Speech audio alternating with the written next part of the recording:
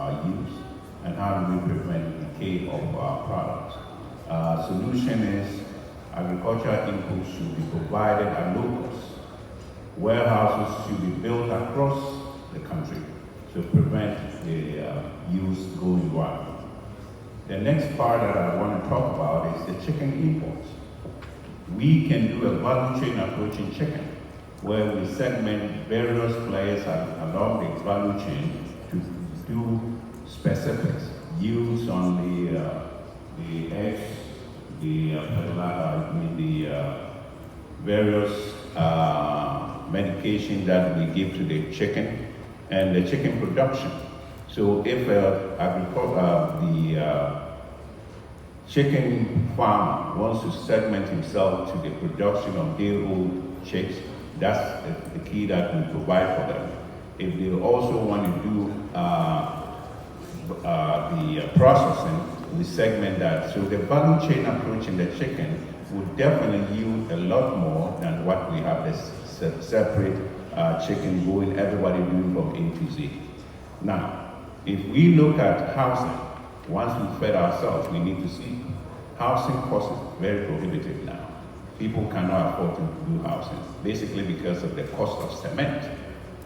We have from old days to now, what we call atakwame using brick, local bricks that can be manufactured. If you go to different countries in South America, brick is what they use instead of cement.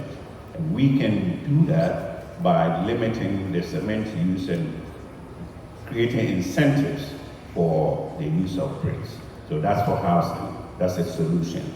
Then the cost of financing, cost of doing business. The cost of money is too high for anybody to be able to do what we need to do. You and I talk about 1,001 times a day. How do we increase the quantum of capital mobilization through pension schemes? That will increase funding available for begging for destination of financing. And that is one of the areas to increase and lower the cost of doing business. The fourth point I want to talk about is the big one, taxes. 25% taxes on everybody. Whether you're low cost, whether you're high cost, whether you're a big player, whether you're local, the small and medium enterprises cannot afford. 25% on 2,000 is worse than 25% on 2 million.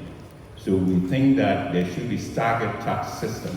That staggered tax system, you pay according to your code or according to your income. So the big players will pay 25%, come down 10% to 2%, 3%. That can be also what we call a tiered tax system. We're waiting to present this to Parliament to discuss how we do the tiered tax system. Then the other one is what is costing us difficulty. Should be wrapping up. Should be wrapping up, but that is the big one, the tax exemptions. That's granted to the foreign people coming in, and they repatriate at the end of the year. The profit margins plus the tax exemptions. If you're going to command a tax exemption, yes, let's give it to them, but the tax exemption should be utilized 25% in locality where you do business, 25% to philanthropic purposes locally, and then the 25% also to create a partnership with the small and medium enterprises in Ghana. So we boost the businesses in Ghana without the quantum of repatriation that is affecting our foreign exchange. Thank you very much for the opportunity. Thank you very much. Thank you. So, please identify yourself, your name and where you're coming from. Yes. Please give us a summary of your intervention as short as possible. Your name and where you're coming from. Thank you very much. My name is Yalwan. I'm the Secretary General of TUC, also representing organized labor. Moderator, I think you took too much of our time. And I'm sure many people may want to say something, but you alone hijacked the thing, and now they're saying we have only 2 minutes. This summit is about us. You see? So I have a comment. Of course, this cannot go without comment from organized labor. Dr. Kwache made a point about the size of the public sector. I can disagree, and I have my comments here. Look, we live in a country of 30 million people. Public servants are only 700,000. That's not a lot. The problem with the compensation in public sector is about the ratio government is committing to public sector pay and the revenue we are generating. And that is the point Nana made. If you give tax exemptions to foreigners, you can generate money. If indeed, Ghana now, our total tax is just under 13% of GDP, 13.5% of GDP. Ideally, we should be generating about 22, 23, 24. If we generate 22% of GDP in taxes, what government is paying to public sector workers will not be much. So the problem is that it's not about public sector. Look, where Ghana is now, if we want to bring discipline into this society, we need more police officers. There is one police officer for 1,000 Ghanaians. Elsewhere, there is one police officer for 250 people. So we need more public servants. No private sector person should be allowed to hire a police officer. It's a public sector which should hire a police officer. That is my comment about that. Having said that, let me make my important point here. Look, we all looked at your macroeconomic variables, interest rates, exchange rate, inflation, the key ones. These came from the structural adjustment. It is not one important thing missing in our macroeconomic framework is employment. We've been here talking for more than 2 hours. We have never mentioned employment. What we need to do is to change our macroeconomic framework, make employment the key target, and then we link all the macroeconomic targets to it. It's not single, it's not about single digits. It is not about single digit or anything. If you say this year, I want to create 1 million jobs, then the economist, I can tell you, Bank of Ghana has a lot of people who can help us. We want to create 1 million jobs. What inflation will go with it? What exchange rate will go with it? What interest rate will go with it? That's how we should rule this country. That is how we should manage this country. My brother, my last point, it goes to you, Winslow. You made a terrible comment about only 10% of Ghanaians paying taxes. But at the end of your presentation, you corrected yourself. Governments in this country are relying on indirect regressive taxes that affect poor people. Let me tell you, every Ghanaian, the poor Ghanaians are paying more taxes than the rich because of VAT. And now they are not ashamed. They want to now go into our houses and tax our electricity. And you say we don't pay taxes. Every Ghanaian pays tax. Okay, this is not a trade union form, so that's it. Thank you very much. So,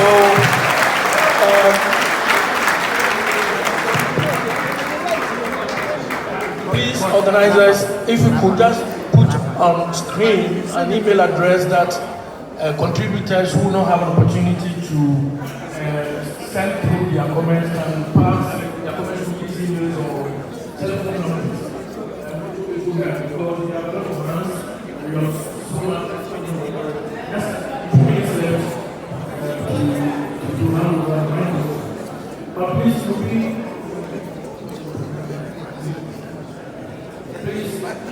and then we move the discussion to the all right, thank you. Thank you very much. My name is Dr. Ramsey Ngusa, and I'm also put on record. I have been hiding, I will not say hiding this record, but I have to make it public today in this forum. And I take inspiration to that. I was the first black African techpreneur in the Silicon Valley of China. I built a startup company valued at a post-money valuation of $40 million. Now, we tend to preach the same anachronistic methods of financing for our SMEs. As a country, we need to promote venture capital financing for SMEs and also to promote investments by angel investors, which will not put a lot of stress on entrepreneurs. Now, if entrepreneurs go and take loans from the bank, and we all know that at the seed level of any startup, the risk of you failing is quite high, right? And so how then do we encourage our people to go into entrepreneurship if the same method of financing is via banks? And I would like to ask Doc a question. We all know that there is an inelastic demand for technology as a factor for productivity, economic productivity. We're talking about import substitution, but we live in a country where there is not much allocation to the investment and the promotion of research and development in our tertiary institutions. And we need to look at that. Because we talk about import substitution.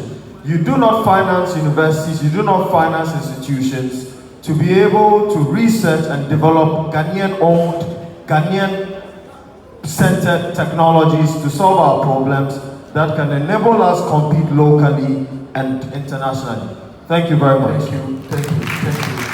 So thank you everyone. I know there's still a whole lot of interest.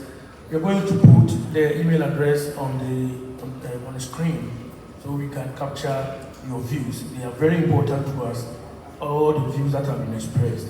Dr. Kwacha, I'm going to give you a minute to summarize everything that you have heard from the participants and a minute to Mr. Sakifio to also use to summarize some of the things that you have heard. Please, let's stick to the minute so we don't eat too much into the next segment. Well, I think that the purpose of this summit is to come and dialogue, and share our views. And I'm happy that people are expressing, their views openly. I don't have to summarize for others. I have my own independent views. So you can agree or disagree with me. It doesn't matter. Now but just specifically, my friend, Dr. Van. When we talk about the size of the public sector, I know that is a very sensitive subject. I mean, every time it comes up. We've been talking about reforming the public sector forever. When I talk about the size of the public sector being too big, the public sector includes even government, the size of government. We all talk about the size of government being too big. So why won't you agree with me that the public sector is too big? You go to the ministries, including Ministry of Finance. You go there and you see that there are so many workers there, some even don't have seats. Talked about, that has a direct link to the usage. So you use the road, you pay, which is very, very easy to understand, rather than using another tax to deal with the road. So for me, I think the road toll is crucial and it's very easy to collect, and it affects everybody who uses the road. And as we have it, I think a colleague was